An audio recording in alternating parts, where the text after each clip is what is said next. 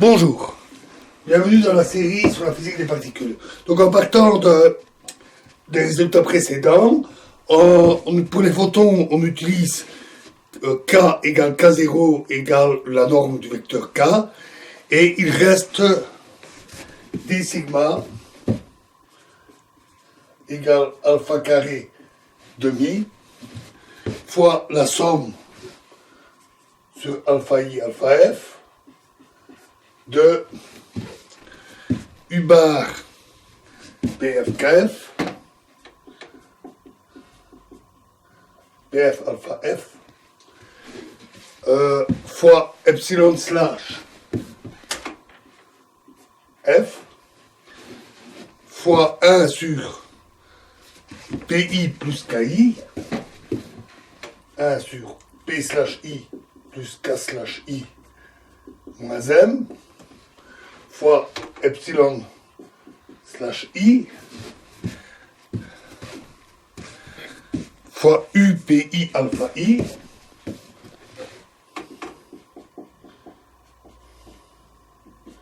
plus U bar PF alpha F, fois epsilon slash I, fois 1 sur P slash I moins K slash F moins M, fois epsilon slash F fois U PI alpha I au carré, on prend la grandeur au carré, fois KF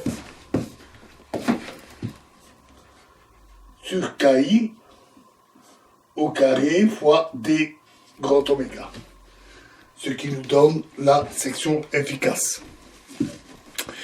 Alors, on peut simplifier un peu cette expression en transformant les fractions.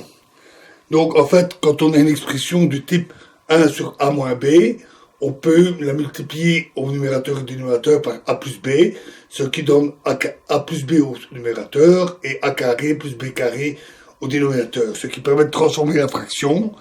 Et en utilisant également l'équation de Dirac, on obtient que U bar PF alpha F fois, alors epsilon F, etc., je ne répète pas l'expression, plus l'autre, fois U PI alpha I, est égal à toujours U bar PF alpha F fois, alors, epsilon F, et donc après transformation des fractions en PI, P slash I plus K slash I plus M, divisé par 2 PI KI,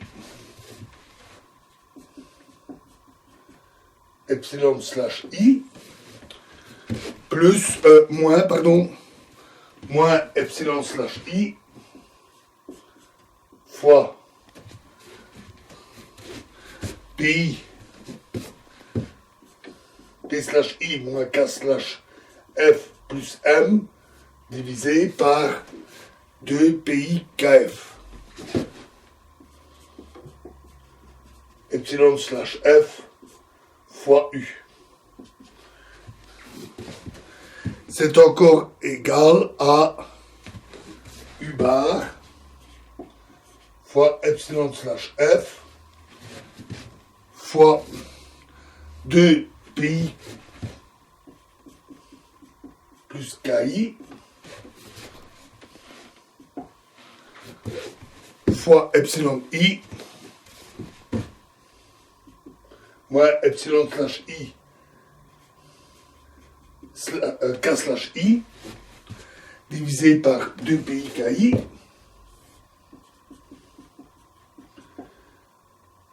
moins epsilon slash I fois 2 PI moins KF moins plus epsilon F epsilon slash F K slash F divisé par 2 pi kf fois u.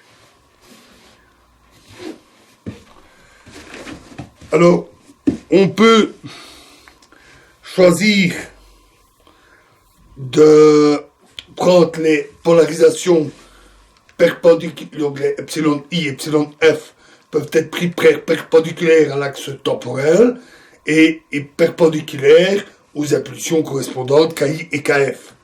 Donc on obtient moins U bar fois epsilon F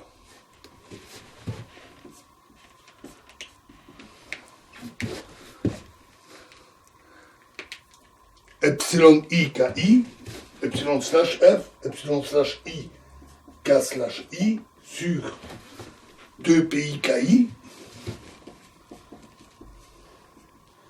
plus epsilon I, epsilon F, KF, donc epsilon I, epsilon slash F, K slash F, sur 2 pi KF, fois U.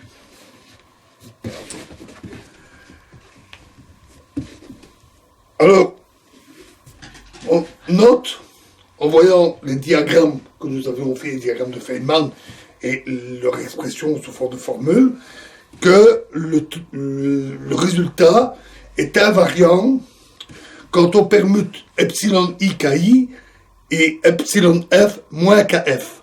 Donc on change i et f, on change le sens, et on change le sens de l'impulsion des électrons. C'est appelé une symétrie de croisement. Et on l'approfondira un peu plus tard. Mais ici, elle va aussi nous servir. Alors, d'abord, on sait que la somme sur alpha, sur les polarisations de U qui P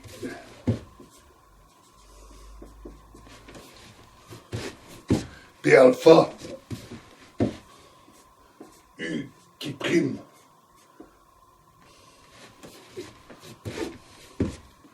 U bar qui prime P alpha est égal à P slash plus M divisé par 2M qui prime. Et donc, en utilisant ça, on peut faire la somme sur les polarisations et on obtient X, on va le noter X, égale la somme sur les alpha I, alpha F,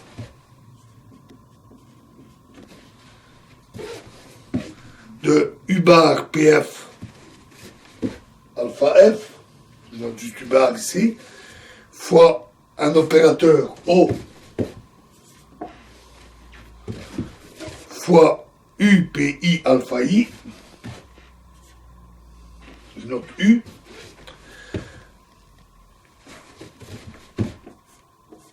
norme au carré, est alors égal à la trace de O PI slash plus M sur 2M fois O bar fois PF plus M sur 2M.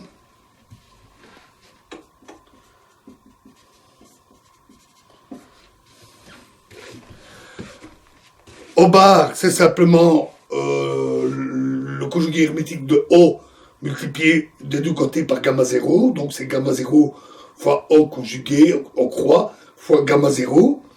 Et la trace est prise sur les indices de Dirac. Cela donne, au final, dans le cas qui nous concerne, avec le O correspondant, cela donne une expression qui est assez lourde, x égale trace de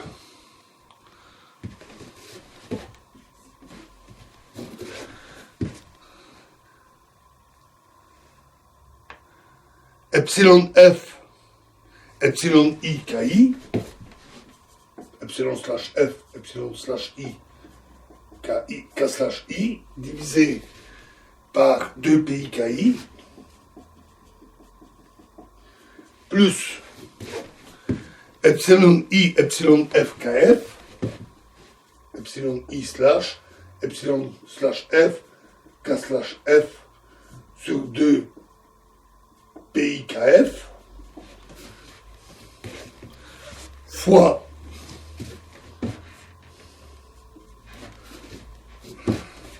P slash I plus M sur 2M fois epsilon fois K slash I epsilon slash I, epsilon slash F, sur 2 PIKI, plus KF, epsilon F, donc K slash F, epsilon slash F, epsilon slash I, sur 2 PIKF, fois PF plus M, P slash F plus M sur 2M. Voilà, donc ça c'est l'expression qu'on doit évoluer, elle est assez costaud. Alors, la trace peut être divisée en 4 termes. C'est la somme des éléments diagonaux. On a donc 2 éléments diagonaux qui sont obtenus l'un de l'autre par la transformation de la symétrie de croisement. Je vais écrire ces termes, bien sûr, après. Et 2 termes croisés qui sont en fait égaux parce que la trace d'un nombre impair de matrice gamma est nulle et la trace de gamma 1, gamma 2 jusqu'à gamma 2n est égale à la trace des éléments inverses gamma 2n jusqu'à gamma 1. On démontre facilement cette relation en utilisant la transposition et la conjugaison de charges. Donc, en tout, il reste 2 traces non triviales à calculer. Et l'astuce, c'est d'essayer d'utiliser au mieux les identités KI carré et KF carré égale 0, c'est des vecteurs de lumière, et epsilon I carré, epsilon F carré égale moins 1. Ce sont des vecteurs purement spatiaux. Et on utilise ces identités au maximum pour simplifier en rapprochant dans l'expression les impulsions correspondantes, par exemple KI avec KI, KF avec KF, etc., pour utiliser ces relations. Et pour faire ces modifications, on utilise de manière répétée l'identité A, B slash est égale à moins B A slash plus 2AB. Donc en utilisant cette identité sur les éléments ici, on fait ces rapprochements d'epsilon I avec epsilon I, etc. Et utilisant le fait que K carré égale 0 et epsilon carré égale moins 1, et ce qui permet de simplifier petit à petit l'expression. Alors, nous verrons cela un peu plus en détail, donc cette opération, dans la prochaine vidéo. Je vous remercie.